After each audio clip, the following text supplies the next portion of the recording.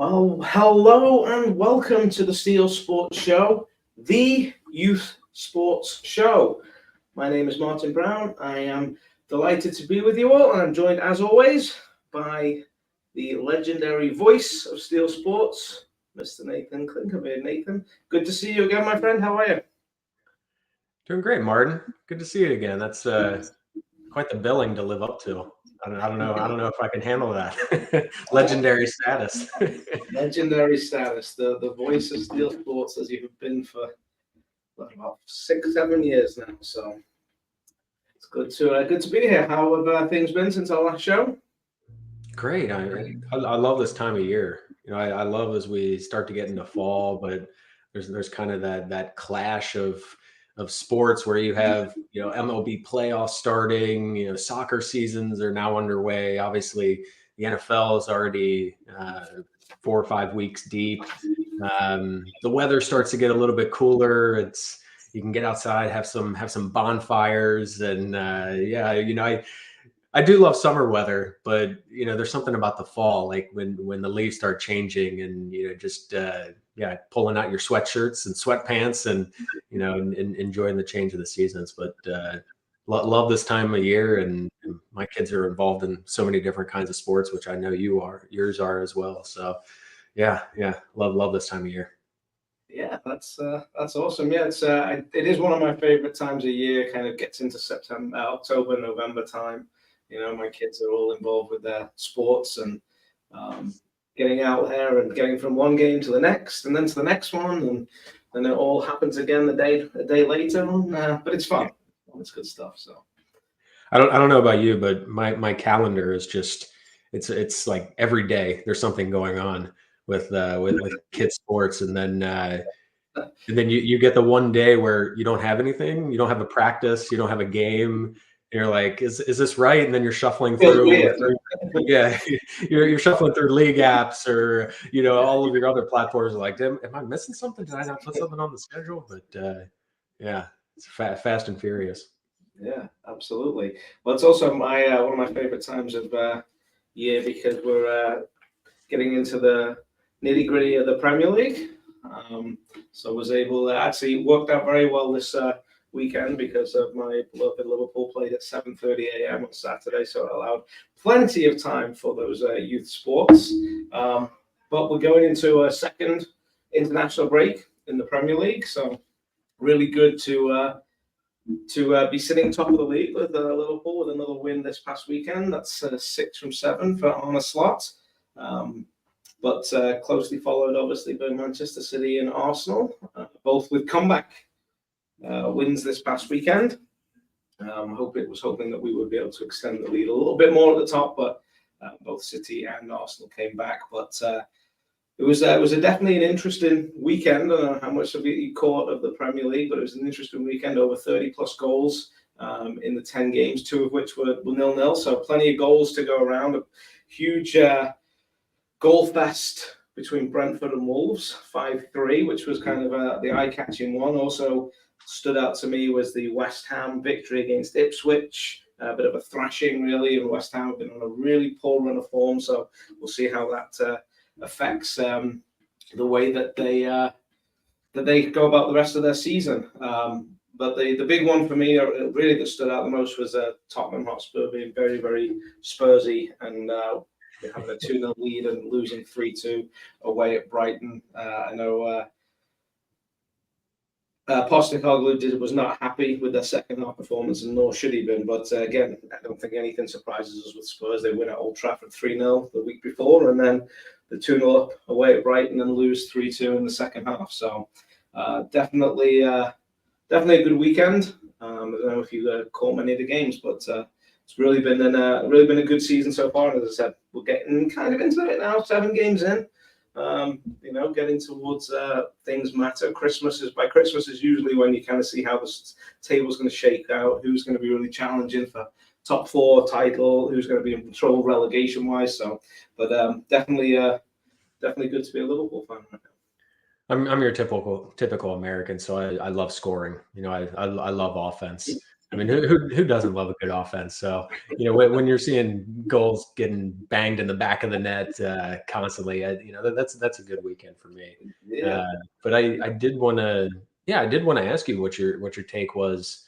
Uh, Now that we're a handful and more games into the season, uh, has it gone as expected from what you think in terms of the top of the table? And obviously you see a team like Manchester United that they're pretty far down the table. What's your take so far? I think it's relatively shaken out. As much I think maybe Liverpool's a little bit of surprise just with the change of coach from Klopp to Slot. I think everyone expected City and Arsenal to be up there. Obviously, they had a long battle last year, and I think that was expected. I definitely think City seem a little bit off the pace a little bit. They are shipping more goals this year, so I think that's going to be one to watch. Arsenal looks strong, but surprise to me really has been Chelsea, sitting currently in fourth. I know they didn't win this weekend; they probably should have done. But they've had a good start to the season, and I think with all the turmoil that they got, where they bought like 1 million players in the summer, you saw like I saw memes of extended photos of airplanes and saying this is the 12th Chelsea squad on their going to the next game because they had so many players, but and obviously a lot of turmoil, new coach coming in, and they seem to have settled pretty well. And Cole Palmer's obviously been a big standout performer for me so far this year. But yeah, Chelsea's the standout. I think we knew that the likes of Ipswich were going to struggle. Southampton were probably going to struggle, so I think that's shaken out.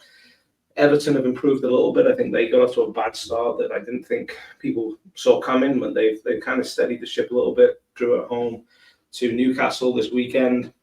Their former player Anthony Gordon missing a penalty in that game, but I think it's probably shaking out. I actually think the one other surprise for me, if I was to look at it, would be Fulham. I think Fulham are really having a good season.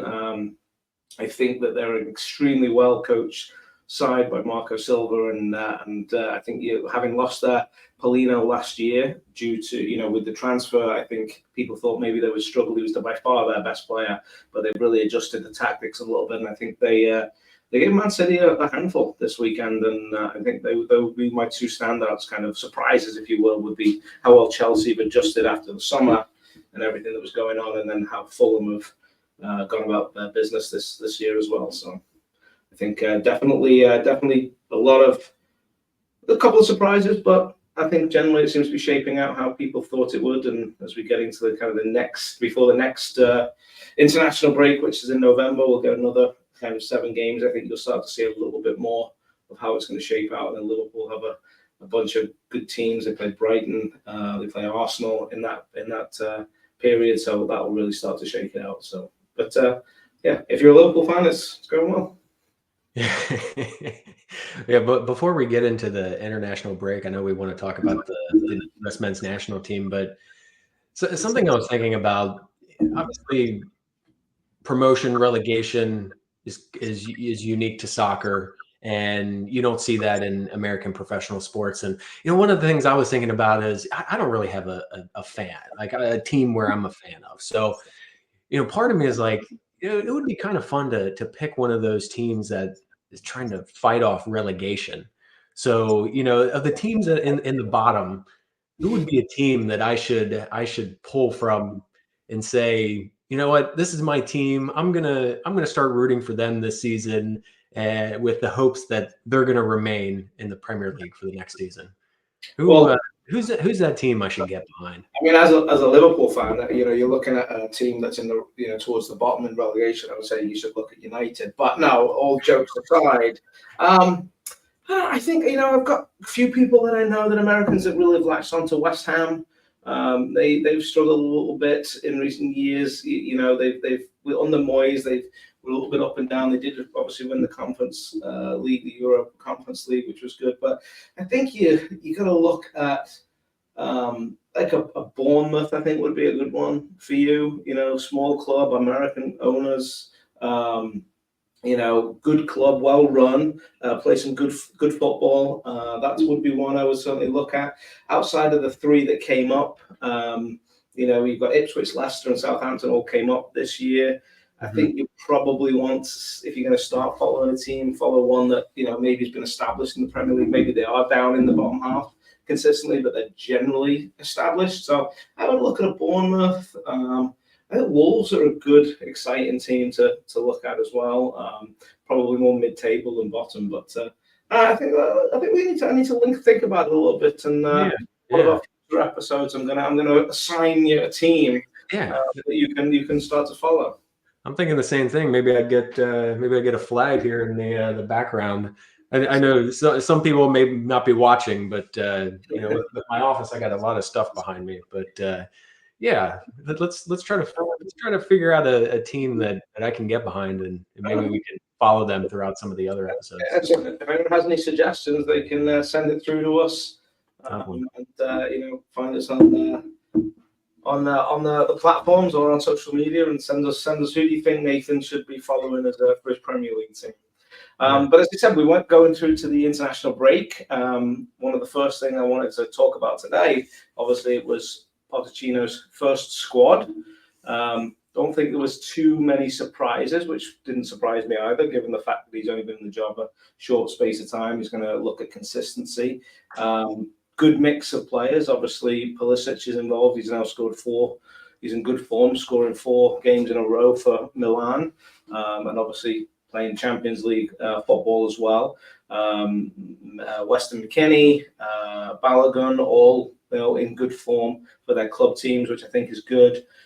Interestingly, I did see the recall for Zach Steffen, the goalkeeper, and what I thought was also interesting from Pochettino was his announcement that essentially, particularly for the goalkeepers, if you are not playing for your club, you were not going to get a look in for the squad, and it'd be interesting to see if he extends that to outfield players as well. But obviously, Steffen's been, for the longest time, was sat behind Ederson at Man City, didn't really play, he was kind of the number one. Obviously, you had others come in that position as well, but not really playing. So it'll be interesting to see if you see any movement from those goalkeepers from their club side. And again, if he extends that to beyond the goalkeeper position into the field, I think it's only good. I think in order to perform at the highest level for your national team, you've got to be playing week in, week out in good competition. So I think that will be good.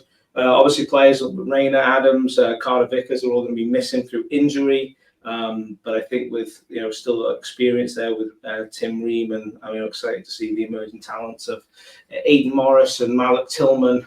So I think there's a good blend between veteran and young players. And these October friendlies against Panama and Mexico are going to be an interesting test. I think we're going to watch these games to see if there's a change of style, if Pochettino is able to get his way of playing and his style that he wants to play across to the group of players in such a short space of time. I know one of the things we talked about, my concerns with him coming in was, great club manager, very well tactically, fantastic coach, but was he able to do that in not working with players day in, day out like he did at club level? So I think we'll see some things in those first 2 games, and be interesting to see the level of play, the style of play, and then where he makes changes and who plays where. So definitely going to be an interesting one, I think, for this year, this break, and then obviously we'll see how it goes in beyond for the next international break in November. Yeah, I mean, obviously he hasn't had a ton of time to get in the position and get acclimated and start implementing his style, but I mean he's had a few weeks on the job. It'll be interesting to see how the team looks in these friendlies. And I think one of the things I think is important in the next couple of years in getting into the World Cup is really on the defensive side of the ball. They've been plugging different pieces in there, and I think they need to get younger. But who are some of those younger players that can really become the stalwarts on the defensive line? I think they have a good command of what they want to do in the midfield, and forward is always a question mark with the U.S. men's national team, and the hopes that Balogun's going to be the answer at forward. But for me, I want to see what they're going to do from the defensive side of the ball, and who's going to step up. Yeah, it's as I said, I'm going to definitely be watching these two games with interest. For me, it's going to be what's the style of play? Obviously, the US has been very and more of an athletic based style. There's not been a whole lot of possession based. Obviously, we know that they can be physical. We know that they are, can run. They can get up and down the pitch, and they can compete on that physical side. But is he able to get the way he wants to play across in more of that technical side? That's going to be really the key to me. Can he see the patterns of play that he wants to try and get across to the players? Can he see those things developing from the back through the lines, and up the pitch? And I think that's going to be the thing I'm going to be watching most. Is I think under Berhalter, I just think that there was no real style. That you couldn't look at the team and go, well, that's how they're playing. Okay, is it long ball? Is it get the ball wide? Is it possession based? Is it tiki taka? There was no style to it. There was no, and it was. And I'm interested to see if Pochettino starts to get his style, which I think we've all seen, at APSG and at Spurs and obviously at Chelsea last year as well. I think you've seen what style he wants to play, and is he able to get that across? That's going to be interesting to me. But switching gears a little bit, but staying in the US and staying in soccer for a couple of minutes. One thing I don't know if you got to see yesterday. We had the NWSL Shield 2024. Orlando Pride winning 2-0 over Washington Spirit. First time that they've ever won. I know that the Pride have had some obviously great players. Obviously Morgan played there for a while, and they've had some really good players, but it's their first Shield, and that actually surprised me when I first read that, and heard that after the game. It's their first Shield in the NWSL. I was actually surprised. But they, completed a unbeaten season, 17-6 for the season, so deserved winners, and they now obviously enter the playoffs as the top seed and home advantage for the quarterfinals. So we'll see how that shapes up, and obviously I think later in the year we'll certainly do a little bit more on the NWSL playoffs. But congratulations to the Orlando Pride, and we'll look forward to seeing how the NWSL playoffs shape out over the next few weeks. Yeah, just amazing to go on a run, a full season going undefeated. That just it's mind-boggling. I mean, do you think how much pressure does that put on a team to then perform in the playoffs? And I know it's different in obviously with European soccer, there aren't playoffs, right? So it's a little bit different, obviously, here in America. But we saw with the New England Patriots, not to say that pressure got to them, but they did wind up losing in the Super Bowl to the New York Giants. But how much pressure does get put on you when you go through a season like that, go undefeated, but you still haven't won a championship? Yeah, and you need to get through the playoffs to win the championship. Yeah, it's interesting. I don't think it'll have much effect on the team. I think the sport's a little bit different. I think when you're talking about an NFL season and you're playing potentially 19 games total, if you get to the Super Bowl and play all of the games, the games along the way, where they could be playing almost 30 games. So I think again at the end of the day, players want to win championships. If they'll take, if they would have taken winning the championship and losing half their games and being on a 500 record, absolutely, rather than undefeated. I don't doubt that for a second. Players and coaches, they want to win championships at that level. I don't think it'll have any effect on the Pride moving forward. I think they'll shake it off, and if it happens, it happens. If it doesn't, obviously, at this point, when they get to the playoffs, so they lose when they're out, I think they'll be disappointed, and people will point to that as a season of, hey, you went undefeated. But I don't think in terms of the pressure now, you're into a whole almost mini season, right? That season's done. They won the Shield, the Sports Shield for that tournament. Now they go into that, and whoever does remain unbeaten will win it. And I think obviously they've got a great shot having develop that, and winning becomes a habit, and not losing also becomes a habit. So they'll certainly have that grit and intensity and resilience about them that they developed over the season. But I don't think there'll be a case of like, oh, if we win the whole thing, we'll go undefeated. I don't think they'll have that at all in their heads. Could you envision American soccer ever going away from playoffs and just essentially running the season like European and other, not just European soccer, but other countries run it the same way as well. Yeah, I don't think so. I think it's kind of been a little ingrained in American sports culture. This idea of this, of an entertaining experience. Which I talked about with a few different people recently about that. That's the biggest difference I feel with American sports versus certainly European soccer. And the sports there is that the game is probably 80-90% of the overall experience. And all these other things come into play. And I think the same thing that the playoffs are just a piece of that, right? It's to add that level of entertainment and even it out a little bit, right? Everyone gets a kind of a shot at them winning. You could easily. I don't think it's built into the US psyche of sports culture that you could have somebody that run away with it and the season could be over by two-thirds way through the season because they're so far ahead, like the Pride would have already won it. So I understand that we want to make those games mean something, and I think that's what the playoffs do. So I don't think you'll ever see them change that. And obviously, flowing on the other side, we have the MLS. Same thing. We had the Supporter Shield, Miami winning 3-2 over Columbus Crew. Second trophy for Lionel Messi. In the Lionel Messi era, from the 2023 Leagues Cup, he adds the Supporter Shield, scoring. Again, he is a lot of that team, right? Scoring twice, including I don't know if you saw it, a stunning free kick in the final as well. They'll also enter the playoffs as the top seed, and you've got to expect that there's going to be more of an expectation on Miami with Messi to win.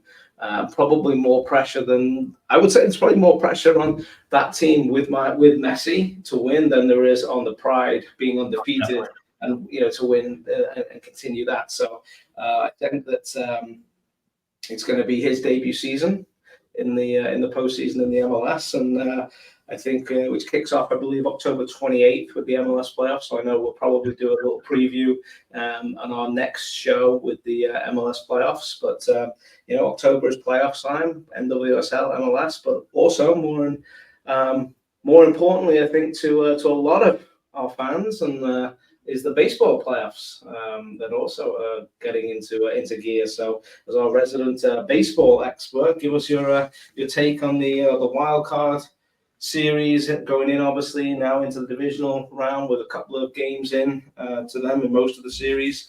What are your surprises so far? What is your take? I think it's been fantastic. I think the games have been exciting. I think the format has shown that it works.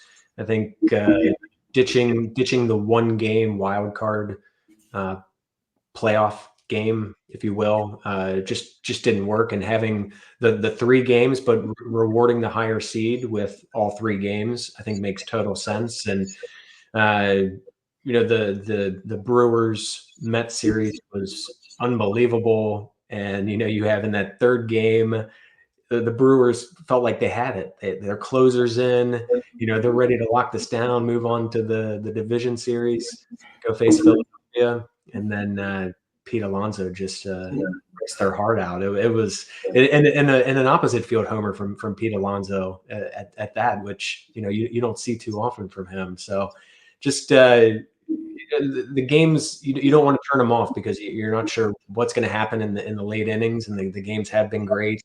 And then you get in the division series, and of course Shohei Ohtani first at bat in the playoffs for him and smashes a home run. I mean, do you expect anything less from that guy? Anything else? Unbelievable.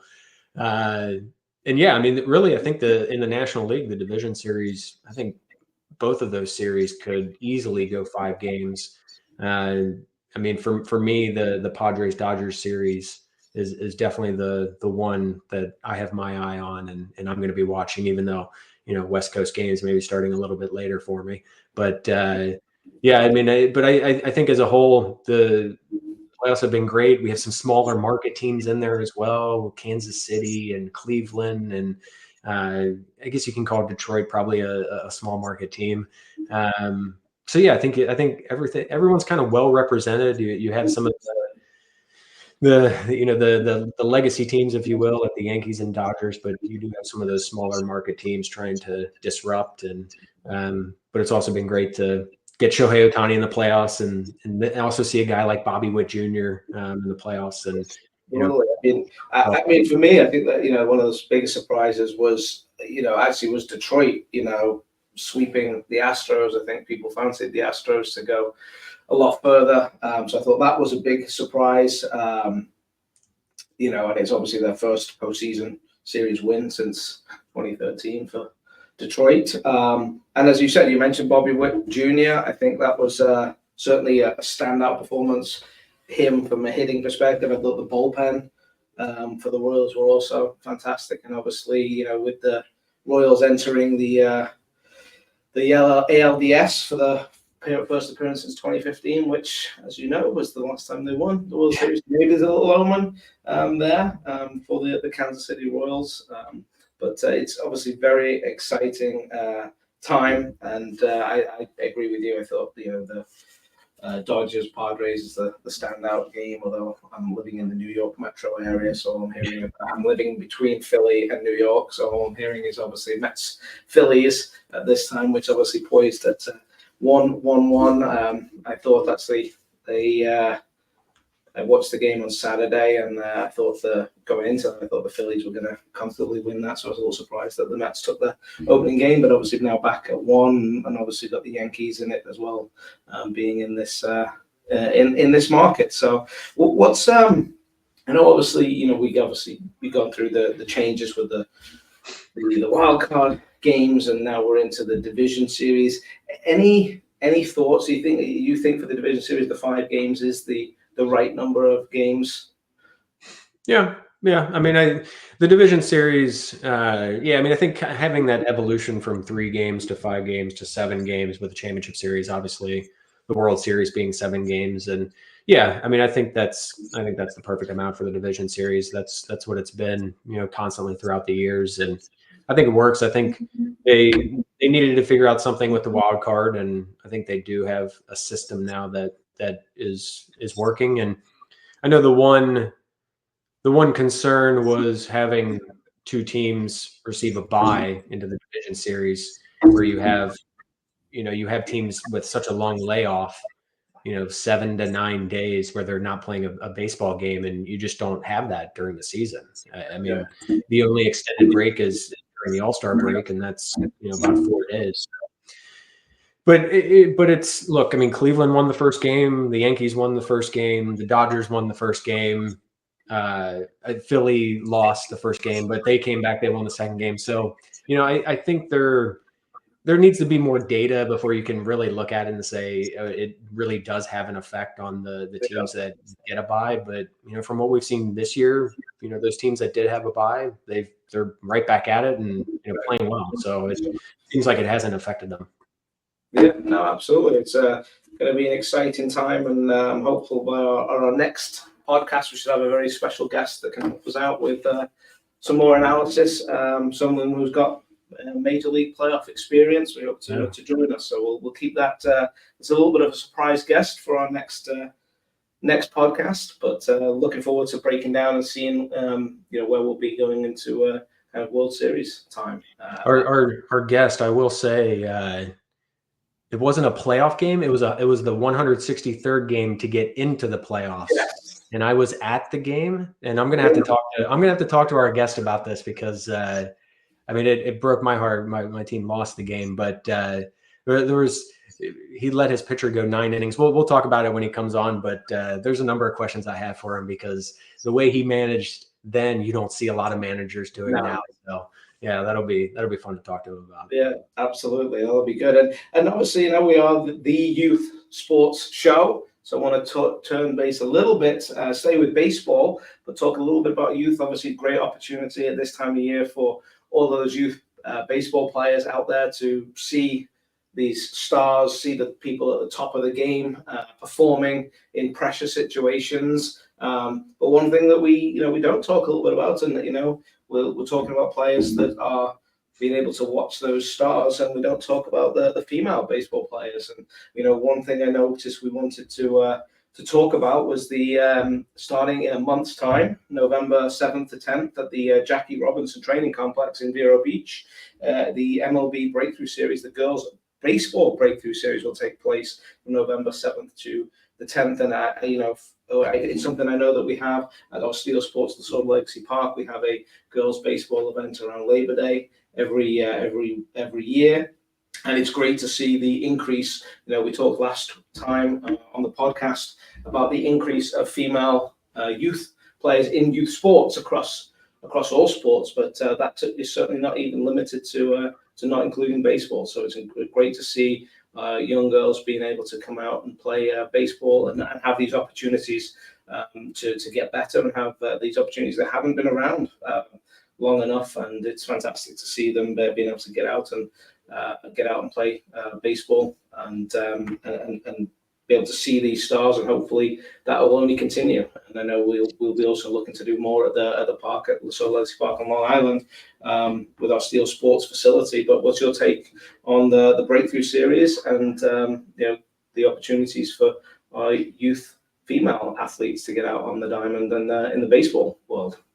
Oh, I love it, and I love what Major League Baseball is doing to girls this opportunity. And when I ran the National Youth Baseball Championships, really for me, one of the highlights of all the years that I helped run the event was a female player, Jillian Albiati, who played for Team MVP from California.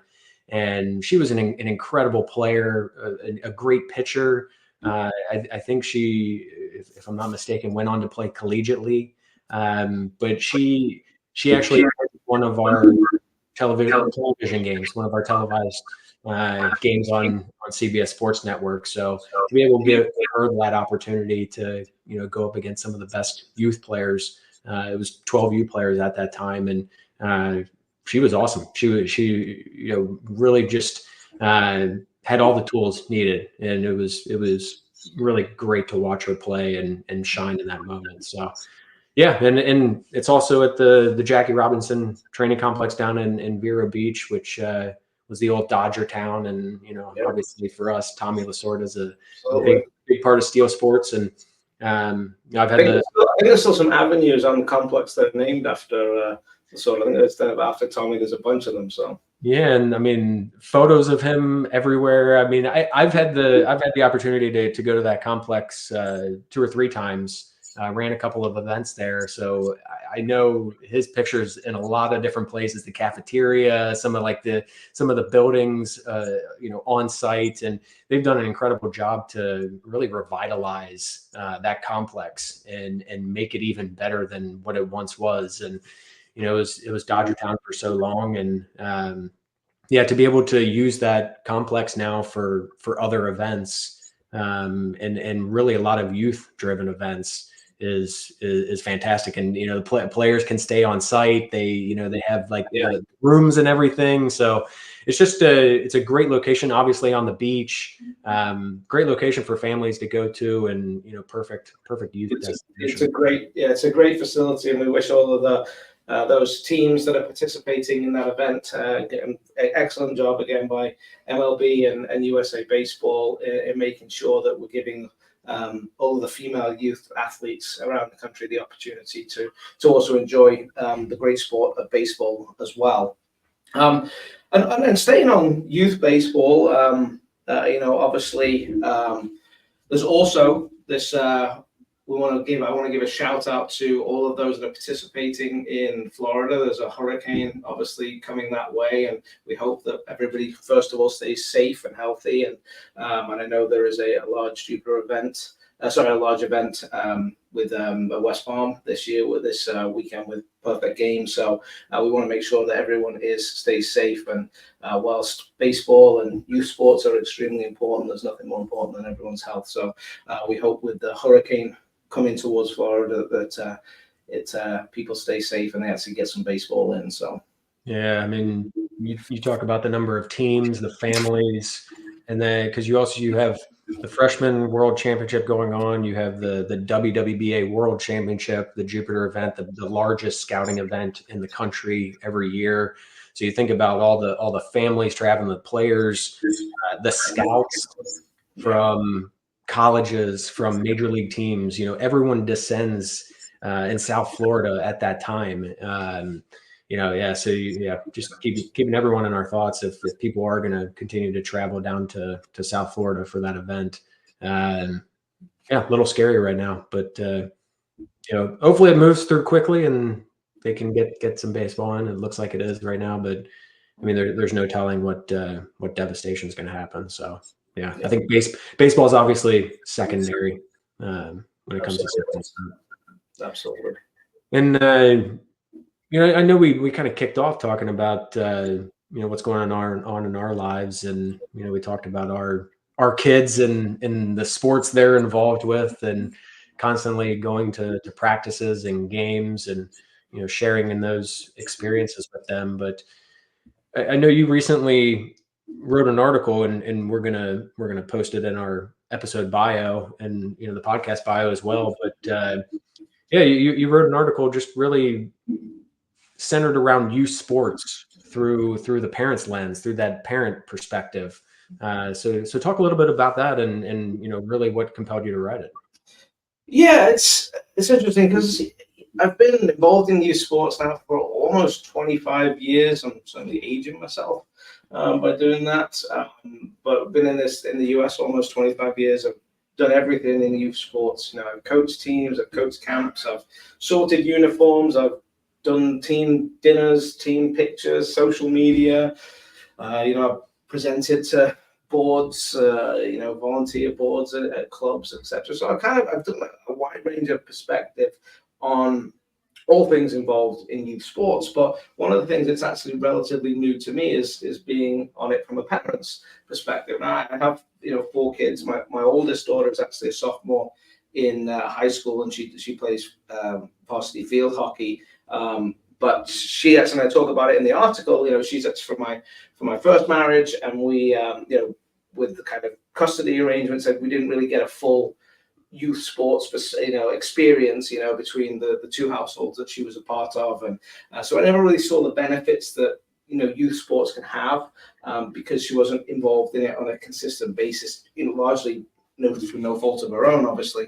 But I have, 3 younger children, the oldest being 7 of my 3 younger children, and then I have a 4-year-old and a 3-year-old. And so we're just starting to get into the youth sports. My 4-year-old had soccer this past weekend. My daughter Abigail, my 7-year-old, played field hockey. And you just get a different viewpoint having worked on that side of it and be involved in the coaching and the volunteering and the club side of it, dealing with uniforms and, putting them together. It's just a very different side of it. And it really does open your mind, everything that I've learned in youth sports and being a part of Steel Sports, and obviously all of the things that we talk about in positive coaching and learning all of those things that we do.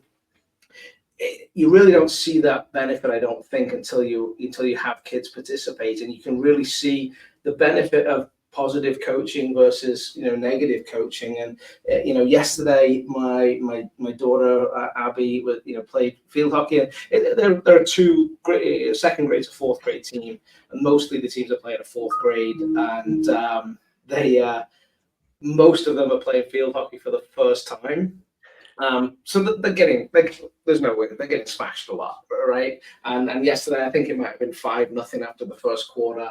But she still, she hustled, and she likes the sport. And at the end of the day, at the end of the game, I think it was 8 or 9-0. I think they might have stopped counting, but she had this, I said to her, great job, Abby, really, she had this huge smile on her face. She just really enjoyed it. The score didn't matter. And, there's so many reasons, and I talk about this in the article, there's just so many different reasons, that such a benefit, from the health and the social skills, the discipline, responsibility that it adds, and I think, getting beaten how they've been, beaten, even though she probably didn't know what the score was. It builds character. It gives you resilience, and if you can have coaches that can point those things out, I think it's great. It'll help build confidence. And there's a lot of negatives about youth sports in the world right now, in terms of that there's an overemphasis on winning. There's certainly inequality in access, right? There's a lot of high costs that are involved. There's early specialization, there's burnout, there's injuries for players. So I think, parental pressure that are put on, kids is huge. So I think, for me, seeing my 4-year-old and my 7-year-old really, starting to participate in sports, I really want to make sure that those things stay out of the way and you can really focus on the positives. And I talk about that in the in the article that I wrote.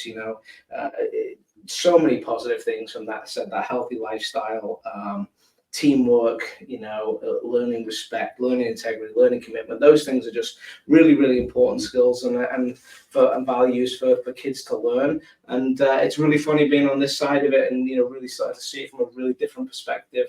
That's really been my entire, career. So I think encouraging, kids to participate and making sure they can grow into well-rounded and confident individuals is just really important. I think youth sports is a fantastic vehicle to do that, and seeing it from a parent's perspective is certainly very different. And I know that you coach your daughter and her softball team, and I know you think the same thing. But yeah, I mean, from your perspective, with working with your kids and seeing it, you've worked in youth sports for a long time. I'm sure you see the same thing, but certainly eye-opening. And as I said, yesterday was just reminding me. But I wrote the article just because I think there are some negative spotlights on sports, and I think youth sports, and rightly so in some instances. But I think we have to also remember that there's so much positive, so many positive aspects for kids in youth sports that it's important to not lose that. When there's a lot of talk about specialization and winning and college scholarships and all of those things, that I think is more important. For me, looking at my kids and being on this side of it, I want them to have fun. I want them to learn. I want them to athletically get better, of course, but I want them to learn life lessons. I want them to build character, and at the end of the day, whether you lose 8 or 9-0, you can turn around and have fun and have a smile on your face, and that to me is the most important thing. So yeah, I mean, one of the things I'm very conscious about doing is because kids are always looking to their parents for approval, right? They may look to you during the game to really see a reaction, right, and see how you're watching the game and watching them. And one of the things that I'm very conscious about is especially my younger son, because he's 7, so he does it more often, but he'll be out on the field and every time he looks over at me, it's just, I'll have a big smile on my face, or I'm giving him a big, thumbs up. Just that positive reinforcement, just that positive energy that I always want to give to my kids when they're out there, to show them, hey, I love you. You're supposed to have fun. This is fun. Have a big smile on your face. This is what it's all about. Get outside and play and have fun with it. So, yeah, I mean, it's now that my kids are really starting to get involved in sports, it's yeah, I mean, it is different having that perspective working in sports, but also being a parent as well and having some of that coaching experience. And yeah, I think it's good to have all those perspectives, but it's certainly been fun as a parent. It hasn't been too stressful yet, so I hope it doesn't ever get to that point. I'm sure it probably will, so in some degree, but yeah, it's a lot of fun.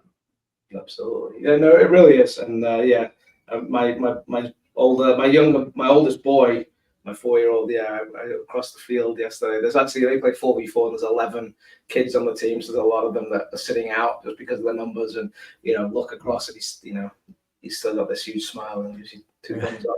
And yeah, that's what it's about. And you hope that they can learn some other things along the way. So yeah, I think the message is keep your kids in youth sports and make sure that they are having fun. And if they're not, then address it early. And there's plenty of things that you can do. So yeah, I love it. It's a great article. Like we said, we're gonna have a link to it in our bio for anyone that wants to check it out and give it a read. And with that, I think that wraps up episode 3 of the Steel Sports Show. Glad everyone could join us. Martin, thanks again as always for being a co-host with me. And I know, like we had mentioned earlier, excited to have a special guest on our next episode. And I know we're really going to dive into the meat of the playoffs. We'll be starting to get kind of a look at who might make the World Series. And like Martin had mentioned, we'll be able to share a lot of baseball knowledge and baseball playoff experience with this next guest. So as always, hit that subscribe button. Make sure you get every show when we launch it. We're coming out just about every other Wednesday now. Sorry, every 2 weeks. But yeah, if have any topics, feel free to shoot us an email, info@steelsports.com. But until then, we'll see you next time on the Steel Sports Show.